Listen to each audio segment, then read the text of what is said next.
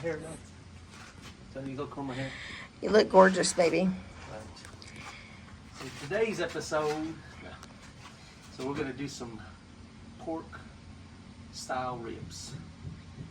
And we're gonna do it on the charcoal, the Weber. So we're gonna start out by opening it up. And my tongs are in the house, so I'm gonna use my hands. Grill out of there. And then I clean the bottom of it like this. Open, close, open, close. And then I gather my charcoal up, like so. I use two different types of charcoal. I use the normal Kingsford briquettes, and then I also use this charcoal that is actually from Mexico. And you can actually see it's a mesquite charcoal. You can actually, this is actually coming out of the bag. It's like just a piece of mesquite, and they turn it into charcoal. So I use two different types of charcoal when I'm doing my barbecuing. Seems like this gives it a little bit more flavor. These are Kingsford's made out of oak.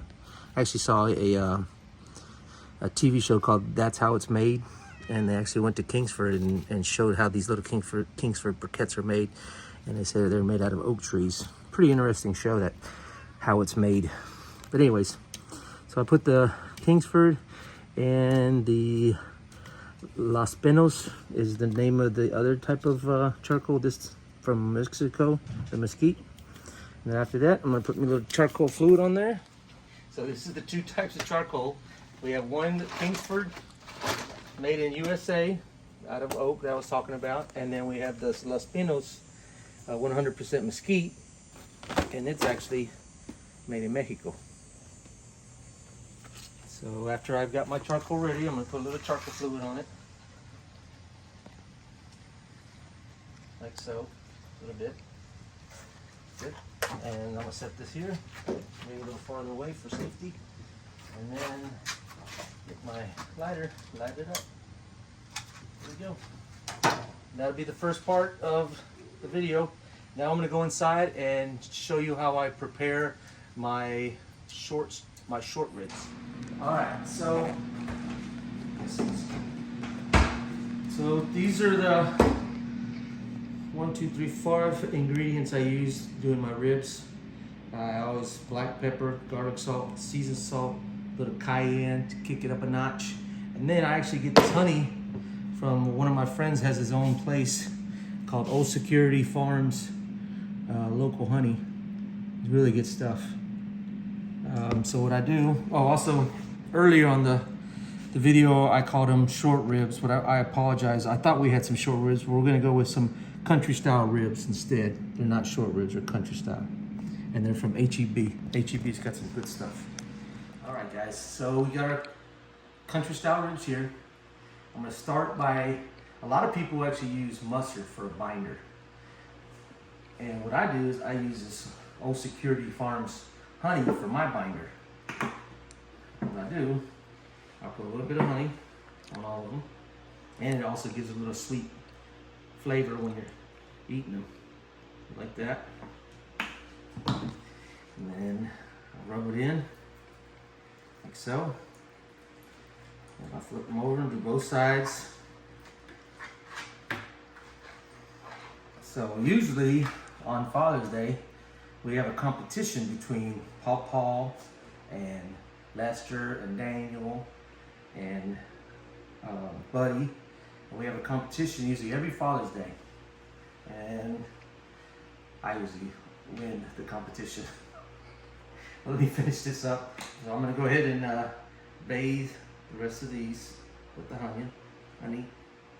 Getting tongue-tied. Get a nice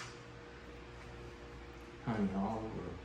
This is what it does. You put the honey on there, and your seasoning will stick really well too, and also give your meat, whatever you're cooking. You can put the honey on anything pretty much.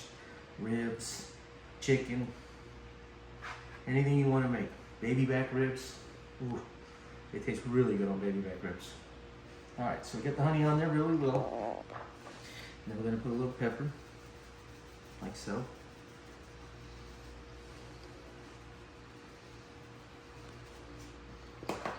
garlic salt.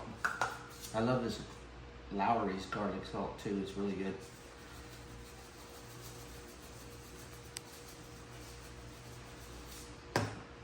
You got some Kroger seasoned salt. Put that on there. And then we're going to kick it up a notch, like I said, with some cayenne pepper from Fiesta. Not too much, just a little bit. If too much, people won't be able to eat it. Just a little bit. Do a little flip here. And of course, we're going to do this side also. And I noticed when I cook these, the best way to cook them is to cook them real nice and slow. A little pepper. So, garlic, the season,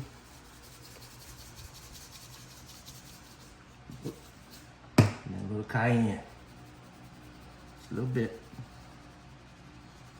All right, now the next thing to do, we're gonna go check on our charcoal, see where it's at, if it's ready for the ribs yet. Okay, so we got our countryside ribs ready to go on there. I got the charcoal nice and hot.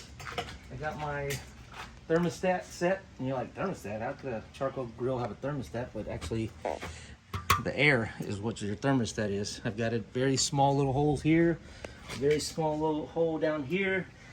The smaller the hole, the less the temperature. The bigger the opening up it wider, opening it wider down there, makes it get hotter. So I've got it on a low. I'm gonna take this off, set it over here. I've already cleaned my grill. We'll set our ribs on there now. And what I do, I'll set them on that. I kind of put the charcoal kind of in the center.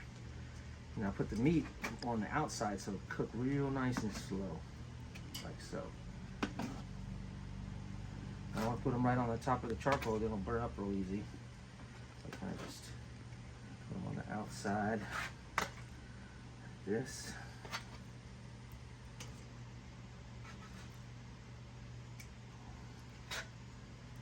Here, like that. One over here, and just like that.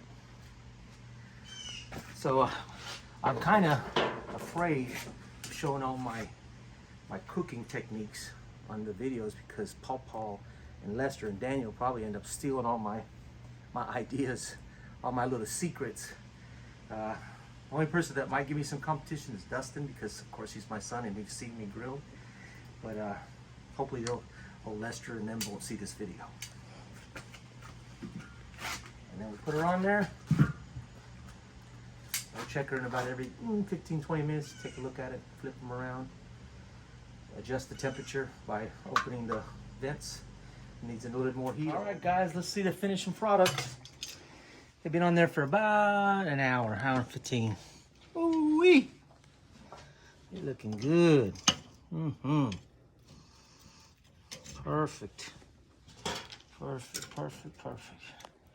Nice and juicy. Nice and juicy. Delicious.